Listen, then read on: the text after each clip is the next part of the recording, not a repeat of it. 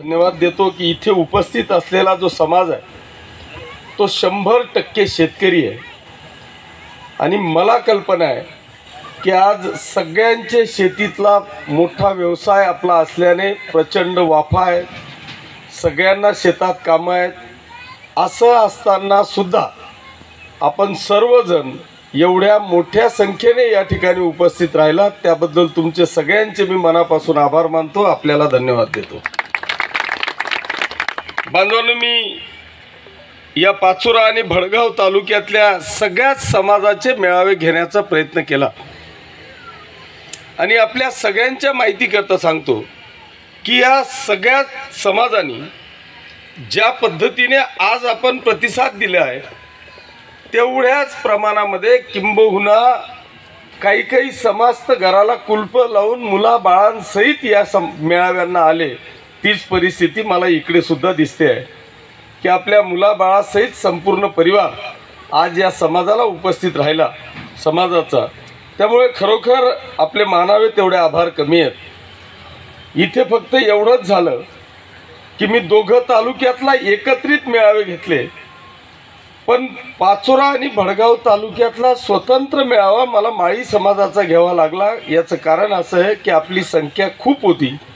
भडगाव तालुका आणि पाचोरा तालुका एकत्रित घेतला असता तर इथे जागा पुरली नसती, म्हणून भडगाव तालुक्याचा स्वतंत्र घेतला आणि पाचोरा तालुक्याचा स्वतंत्र घेतला। त्यातल्या त्यात काल एक अतिशय आनंदाची बातमी झाली की तुमच्या पुढचं एक मोठं संकट टळलं।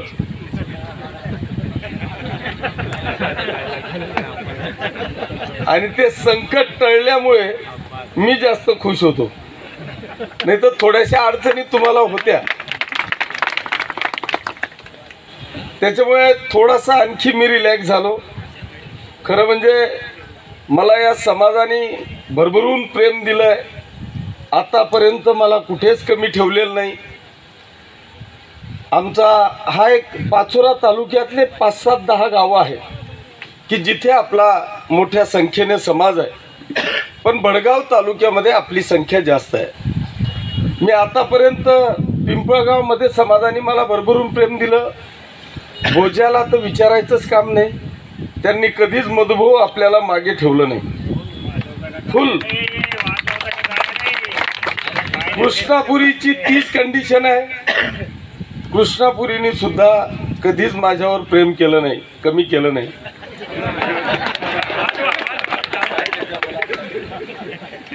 कृष्णापुरीने माझ्यावर कधीच प्रेम कमी केलं नाही। नगरदेवळा विचारायचं काम नाही, नगरदेवळाचे सुधाकर दादा इथे आहेत, ते स्वतः सरपंच, जिल्हा परिषद सदस्य, पंचायत समितीचे उपसभापती राहून चुकलेले आहेत। त्याच्यामुळे या समाजाने भरभरून प्रेम केलेलं आहे, यात माझ्या मनामध्ये कुठली शंका नाही। परंतु बांधवांनो, आज वेळ कमी असल्यामुळे मी प्रत्येकापर्यंत जाणार आहे, सभाही घेणार आहे, पण नेमकं समाजाला नेमकं काय पाहिजे आहे, मी काय केलं आहे किंवा मला काय द्यायचं आहे, ह्या सगळ्या गोष्टी जर का विचारायच्या असतील किंवा विचारांची देवाणघेवाण करायची असेल तर आपल्याला जोपर्यंत हा समाज एकत्रित येऊन आपले विचार मांडत नाही तोपर्यंत खऱ्या अर्थाने आपल्या विचारांची देवाणघेवाण होत नाही।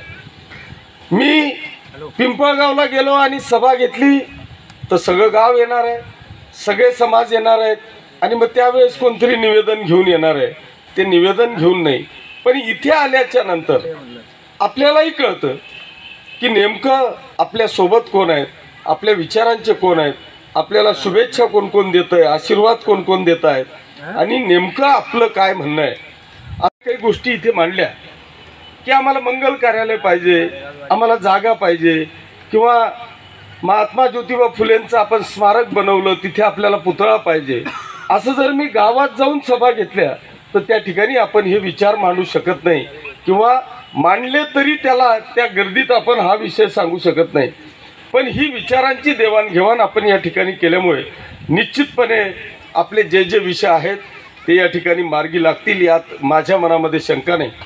बांधवांनो, आपण काळजी करण्याची आवश्यकता नाही। आचारसंहिता आहे आणि आचारसंहितेचे माईकवाले आपल्या सगळ्यांच्या समोर आहेत। त्याच्यामुळे इलेक्शन पिरियडमध्ये कुठल्या तरी समाजाला, कुठल्या तरी मतदाराला प्रलोभन देणं हे आचारसंहितेचा भंग आहे। पण मी आपल्याला या निमित्तानं मी या ठिकाणी सांगेल की बांधवांनो, आपण या संपूर्ण पाचोरा आणि भडगाव मतदारसंघामध्ये ज्या ज्या पद्धतीची विकास कामं करण्याचा प्रयत्न केला, 10 वर्ष फक्त आपण मागे जा। आता एक निवेदन वाचलं गेलं आणि त्याच्यामध्ये त्यांनी पाहांचं, ते मला वाटतं कार्यकर्त्यांनी दिलेलं शेतकरी बांधवांनी निवेदन होतं, पाहांचं ना, आणि त्याच्यात त्यांनी ते मांडलं की पीक विम्याकडे लक्ष घाला, लाईटकडे लक्ष घाला आणि पाण्याकडे लक्ष घाला। हे मला अतिशय आवडलं। पण बांधवांनो, मी आपल्याला या निमित्तानं सांगेल की खऱ्या अर्थाने हा समाज शेतीशी निगडीत असलेला हा समाज आहे। मी बऱ्याचदा जिथे जिथे कार्यक्रमांना जातो त्यावेळेस मी अभिमानाने सांगतो की आमच्या शेतकऱ्याची प्रगती जर का करायची असेल तर एका गावात किमान एखाद्या माळी समाजाचं घर असावं की जेणेकरून त्याच्याकडे पाहून तरी इतर शेतकरी एक चांगल्या पद्धतीची शेती करेल। इतका गुणवान, कष्टकरी, शेतीशी नाळ असलेला हा आमचा समाज बांधव आहे। आणि म्हणून मी कायम कुठल्याही गावात जर का शेती विषयावर आमचा जर का काही विषय असेल तर निश्चितपणे मी हे उदाहरण देण्याचा प्रयत्न करतो। आणि म्हणून बांधवांनो, मी आपल्याला या निमित्तानं मी सांगेल, अनेक लोक शेतकरी आणि शेतीपुत्र म्हणून मिरवायचा प्रयत्न करताय, पण आपल्याला या निमित्तानं मी या ठिकाणी सांगेल की आपण जर का पाहिलं तर ह्या पाचोरा आणि भडगाव तालुक्याचा जो विषय तुमचा आहे तो पहिला, आपल्याला शेती ह्या विषयाकरता वीज, पाणी आणि रस्ता ह्या 3 गोष्टी अत्यंत महत्त्वाच्या आहेत। आपल्या सगळ्यांना मी विजेच्या बाबतीमध्ये पहिल्यांदा सांगेल की आपण या संपूर्ण पाचोरा आणि भडगाव तालुक्यामध्ये 10 वर्ष मागे जा आणि 10 वर्षापूर्वीची वीज आणि आत्ताच्या विजेच्या मध्ये आपण एकदा विचार करा की या पाचोरा तालुक्यात बोटावर मोजण्या इतके सबस्टेशन फक्त होते। एक लासगावचं सबस्टेशन, एक वाडीशेवाळचं सबस्टेशन आणि एक पिंपळगावचं सबस्टेशन, याच्या पलीकडे तुमच्याकडे सबस्टेशन नव्हते। बांधवांनो, या 10 वर्षामध्ये आपण नगरदेवळाला सबस्टेशन केलं, पिंपळगावच्या सबस्टेशनची कपॅसिटी वाढवली, वाडीची कपॅसिटी वाढवली, कुराडचं सबस्टेशन निर्माण केलं, मायजीला सबस्टेशन केलं। भडगाव तालुक्यात तर विचारू नका, त्या भडगाव तालुक्यात अत्यंत वाईट अवस्था होती। अशा पद्धतीने MSCBचं जाळं निर्माण केलं आणि त्यानंतर पाण्याकडे वळलो। आज तुम्ही जर का पाण्याची परिस्थिती पाहिली तर जलयुक्त शिवाराच्या माध्यमातून तुमच्या प्रत्येकाच्या गावाला, तुमच्या शेतातून निघणारा प्रत्येक पाण्याचा थेंब तुमच्या शेजारी असलेल्या नाल्यामध्ये 100% अडवला। जलयुक्त शिवाराच्या बरोबरच जलसंधारणाच्या माध्यमातून जेवढेही तुमच्या छोट्या छोट्या नद्या असतील त्या 100% नद्या प्रति 1 किलोमीटरवर आपण बंधारे बांधले। आणि या पाचोरा भडगाव तालुक्यात 10 वर्षापूर्वी ज्या विहिरीला प्यायला पाणी नव्हतं ती विहीर आता 24 तास चालायला लागली। ही देण पाण्याची या 10 वर्षामध्ये बांधवांनो या पाचोरा आणि भडगाव तालुक्यात आहे। तो तुमच्याकडे 63चा ट्रान्सफॉर्मर होता, तोच शेतकरी आता माझ्याजवळ 100चा ट्रान्सफॉर्मर मागतोय। का मागतोय? शेती तीच आहे, उलट कमी झालेली आहे, पण तो आता 100चा ट्रान्सफॉर्मर मागतोय। याचं एकमेव कारण की तुमच्या शेत्या आता बागायत झाल्या, त्या बागायत झाल्या म्हणून तुमच्या ट्रान्सफॉर्मरची कपॅसिटी वाढवावी लागते। मला 100च्या ट्रान्सफॉर्मरची डिमांड होते। आज तुमचे सगळे रस्ते करण्याचा प्रयत्न केला, रस्ते राहिले। मी जर का गावात आता गेलो तर माझ्याकडे फक्त शेत रस्त्याची मागणी होते, शेत रस्त्याच्या पलीकडे आता दुसरी मागणी होत नाही। बांधवांनो, या पाचोरा आणि भडगाव तालुक्यात 700 किलोमीटरचे रस्ते शेत रस्ते आहेत, त्याच्यापैकी 400 किलोमीटर रस्ते आपण मंजूर करून टाकले। आचारसंहिता संपली की तुमचे 100% शेत रस्ते कामाला होतील, अशा पद्धतीची व्यवस्था बांधवांनो आपण या ठिकाणी केली। अनेक लोक पीक विम्याचा आव आणण्याचा प्रयत्न करतात, पण तुमच्या सगळ्यांकरता हा शेतकरी बांधव जो काही पीक विम्याचा विषय तुमचा होता, आजपर्यंत अनेक शेतकरी, मलाही माहिती आहे, राज्य सरकारला माहिती आहे की मागच्या 10 वर्षापासून जी काय परिस्थिती या महाराष्ट्र आणि देशामध्ये आलेली आहे, अवकाळी पाऊस येतोय, अवेळी पाऊस येतोय, वादळ वारा येतोय, आमच्या हातातोंडाशी आलेला घास हा पाहता पाहता नष्ट होतोय की जो शेतकरी आमच्या शेतातल्या पिकाला आपल्या पोटाच्या मुलाबाळासारखा जपतोय, पण ते पीक अचानक उद्ध्वस्त होतंय आणि आमच्या घरात येताना तो घास हिरावून नेतोय। अशा वेळेस हा शेतकरी हवालदिल होताना सरकार नेमकं किती अनुदान देणार आहे, किती आम्हाला मदत करणार आहे, त्यांनाही प्रश्न आहे। आणि म्हणून या महाराष्ट्रामध्ये मला वाटतं एक ऐतिहासिक निर्णय आपल्या राज्य सरकारने घेतला। तो निर्णय म्हणजे आपल्या तमाम शेतकरी बांधवांचा की जो पीक विम्याकडे पाठ फिरवत होता, एवढा पैसा टाकून जर का पीक विमा मिळाला नाही तर तो पीक विमा भरायला 10-15 हजार तो देऊ शकत नव्हता।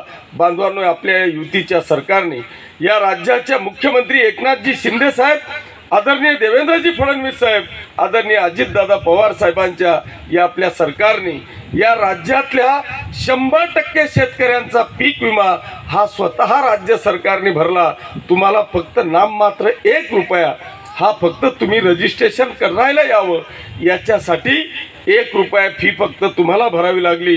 आणि म्हणून आज या पाचोरा तालुक्यातल्या तमाम शेतकरी बांधवांना 2023चा 100 करोड रुपयाचा पीक विमा ऐन दिवाळीच्या काळामध्ये तुमच्या अकाउंटवर आला। हा आमचा शेतकरी बांधवांनो या ठिकाणी राज्य सरकारने घेतलेला हा निर्णय, कुठलाही विषय या शेतकरी बांधवांचा येऊ शकत नाही। आज जर तुम्ही पाहिलं तर मला वाटतं 17 करोड रुपयाचं आपण शेतकरी भवन बांधलं, म्हणजे मंजूर केलं, त्याचं भूमिपूजन झालं, त्याच्या कामाला सुरुवात होते आहे। शेतकरी भवनामध्ये इतकी मोठी यंत्रणा आपली सज्ज होणार आहे की या शेतकऱ्याला आता हवामानाच्या अंदाजापासून, आपल्या मातीची तपासणीपासून तर सगळी सुविधा आमच्या त्या शेतकरी भवनामध्ये होणार आहे। अशा अनेक विषय बांधवांनो आमच्या या शेतकरी बांधवांसाठी आहे। आपल्या या देशाचे पंतप्रधान आदरणीय मोदी साहेबांनी आमच्या या महाराष्ट्रातल्या आणि देशातल्या किसान सन्मान योजना म्हणून 6000 रुपये दिले। आपलं राज्य सरकार या देशातलं पहिलं राज्य असेल की जे पाऊल या देशाचे पंतप्रधान आदरणीय मोदीजींनी टाकलं, त्यांच्याच पावलावर पाऊल ठेवून माझ्या शेतकऱ्याकरता आम्ही सुद्धा एक पाऊल पुढे टाकलं पाहिजे। म्हणून आपल्या या युतीच्या सरकारने त्यांनी दिलेले 6000 आणि आपले पुन्हा 6000 असे 12000 रुपये आमच्या शेतकरी बांधवांनो या ठिकाणी देण्याचा प्रयत्न केला। शेतकरी या विषयाला खऱ्या अर्थाने केंद्रबिंदू मानून आपल्या या राज्यातल्या तमाम शेतकरी बांधवांचा विकास करण्याचा प्रयत्न बांधवांनो या ठिकाणी केलेला आहे। मी आपल्याला या निमित्तानं सांगेल की आपला एक सगळ्यात महत्त्वाचा विषय जो होता तो म्हणजे नारपारचा आणि दुसरा विषय होता भागपूरचा।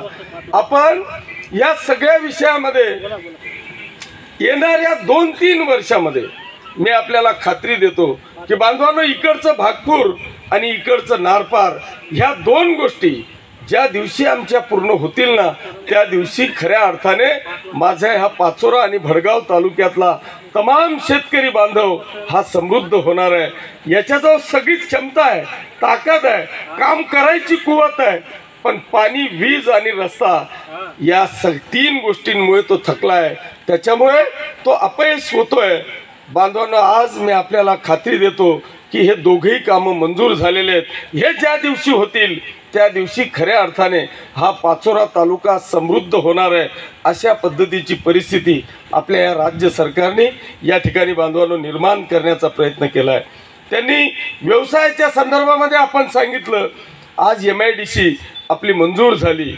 मी आपल्याला खात्री देतो की माझ्या पाचोरा आणि भडगाव तालुक्यातले अनेक तरुण की पोटाची खळगी भरण्याकरता तो नाशिक, संभाजीनगर, पुन्हा मुंबईसारख्या शहरांमध्ये जातोय आणि तिथे 15-20 हजाराची नोकरी करतोय।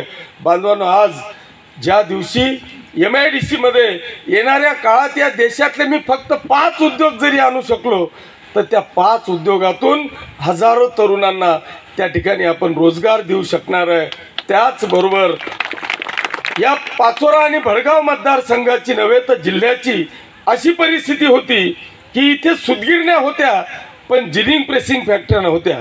आता जिनिंग प्रेसिंग फॅक्टऱ्या सूतगिरण्यांचा नायनाट झाला आहे. आपण या ठिकाणी 100 करोड रुपयाची सूतगिरणी मंजूर करून आणली. वर्षभरात ती चालू होणार आहे. त्याच्यात हजारो रोजगारांना रोजगार मिळण्याचं काम त्या सूतगिरणीच्या माध्यमातून होणार आहे.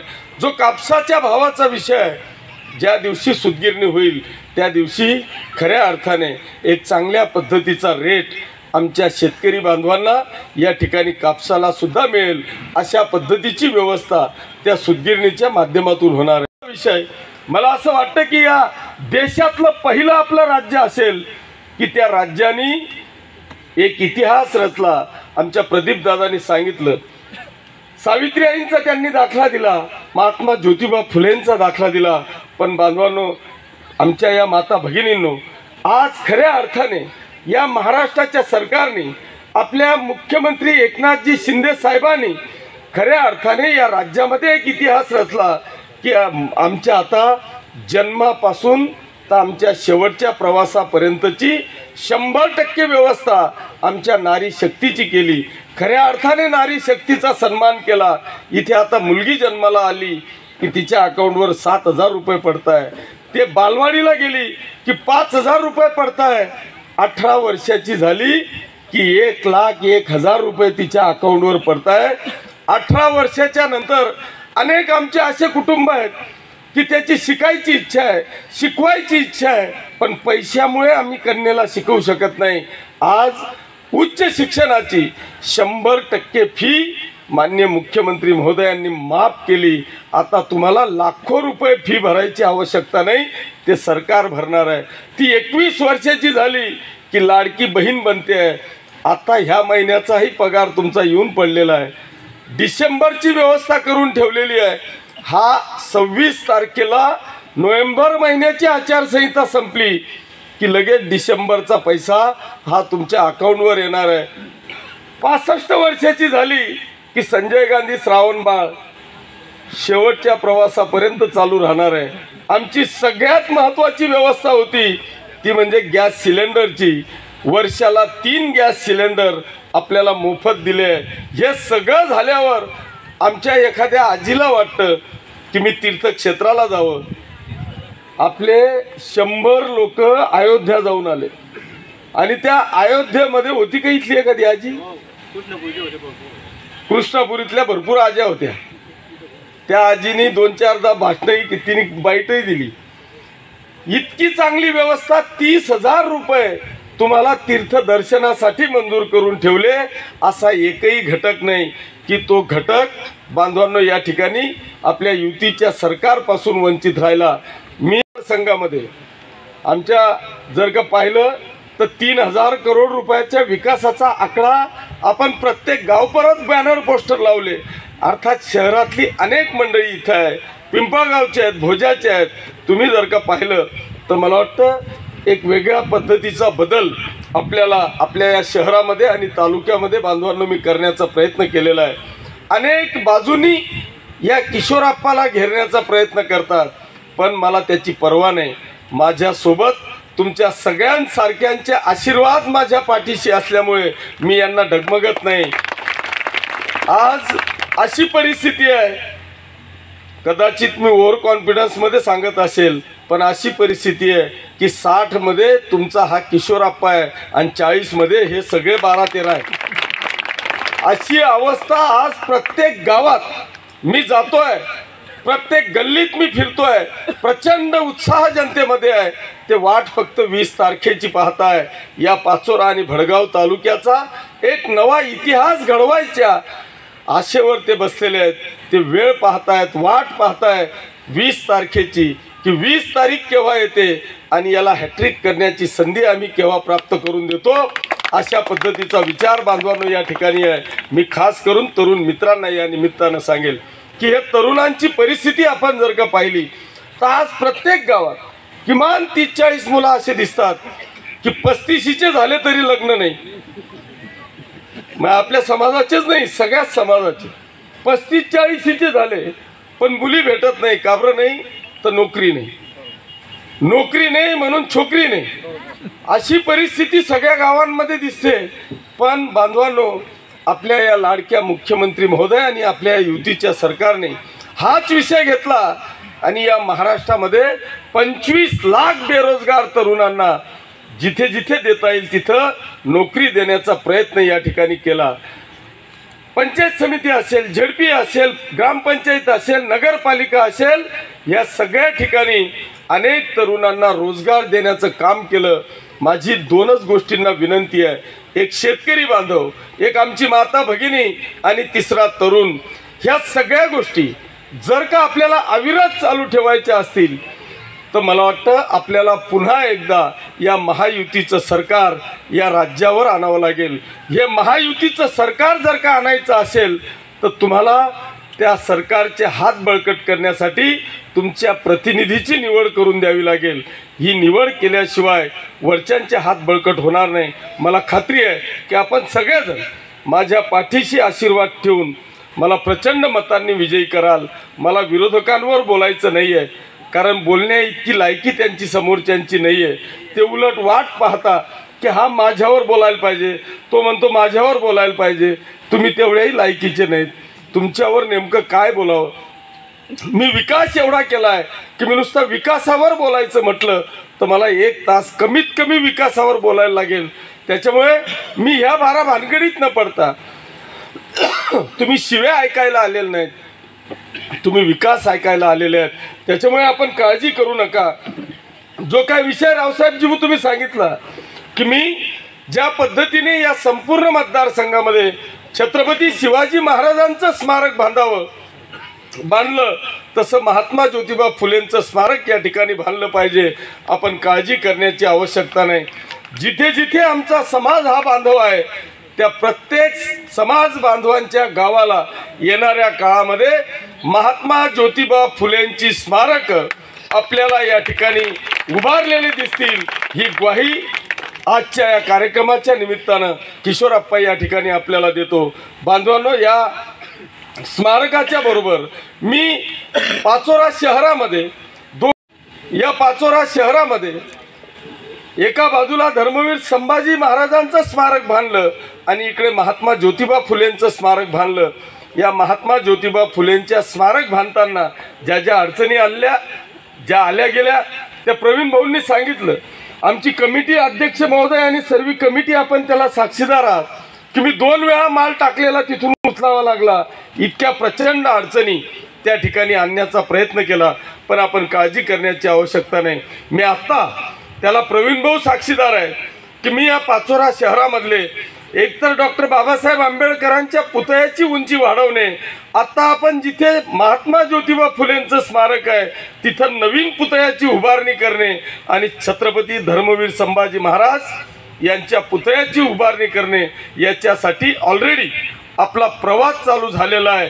येणाऱ्या वर्षभराच्या आत छत्रपती संभाजी महाराज आणि महात्मा ज्योतिबा फुलेंचे पुतळे आपल्याला त्या ठिकाणी उभे राहिलेले दिसतील, अशी ग्वाही आपल्याला या निमित्तानं मी देतो. मला जी काही अडचण या ठिकाणी आहे की आपण जी आपली जागा आहे ती जागेवर पहिलं कन्स्ट्रक्शन आहे, दुसरं जर का तिथे टाकायचं असेल तो खालचा बेस नेमका काय आहे हे जोपर्यंत क्लिअर होत नाही तोपर्यंत कुठलाही इंजिनियर त्याला लाईन आउट देत नाही. म्हणून मला नवीन तिथे काही करता येत नाही. पण आपली जी कुठली चांगली जागा असेल, मी ठरवलेलं आहे, समाजाला निधी देऊ शकत नाही ही वस्तुस्थिती आहे, पण विशेष बाब म्हणून राज्य सरकार काहीही करू शकतं. म्हणून मी येणाऱ्या काळामध्ये मग मराठा समाज असेल किंवा आमचा माळी समाज असेल की जो या संपूर्ण दोघही तालुक्यामध्ये सगळ्यात जास्त प्रमाणात असलेला हा समाज आहे, त्याच्यामुळे या समाजाच्यासाठी आपण काळजी करण्याची आवश्यकता नाही. 10, 20, 25 लाख काय 50 लाख रुपयाचा निधी या समाजाच्या मंगल कार्यालयासाठी पाचोरा शहरामध्ये देण्याचं काम येणाऱ्या काळामध्ये किशोरप्पा पाटील करेल, अशा प्रकारची ग्वाही आपल्याला मी आजच्या या कार्यक्रमाच्या निमित्तानं मी देतो. मी पुन्हा एकदा तुमच्या सगळ्यांचे आशीर्वाद माझ्या पाठीशी आहेत असं गृहीत धरून येणाऱ्या 20 तारखेला माझ्या धनुष्यबाण या निशाणीवरचं 1 नंबरचं बटन नशीब बी असं की नंबर एकच मिळाला.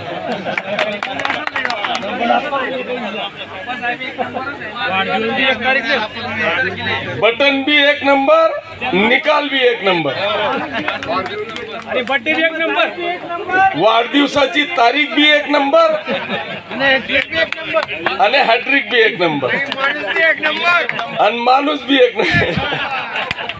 तर येणाऱ्या 20 तारखेला आपण एक नंबरचं बटन दाबून, खाली भरपूर गडबड आहे, त्या गडबडीत न पडता एक नंबरचं बटन दाबून धनुष्यबाण या निशाणीवर मला निवडून या मतदारसंघाचा इतिहास करावा, एवढी एक आग्रहाची विनंती करतो. पुन्हा एकदा आपण सगळेजण मोठ्या संख्येने उपस्थित राहिलात त्याबद्दल सगळ्यांचे मनापासून आभार मानतो आणि थांबतो.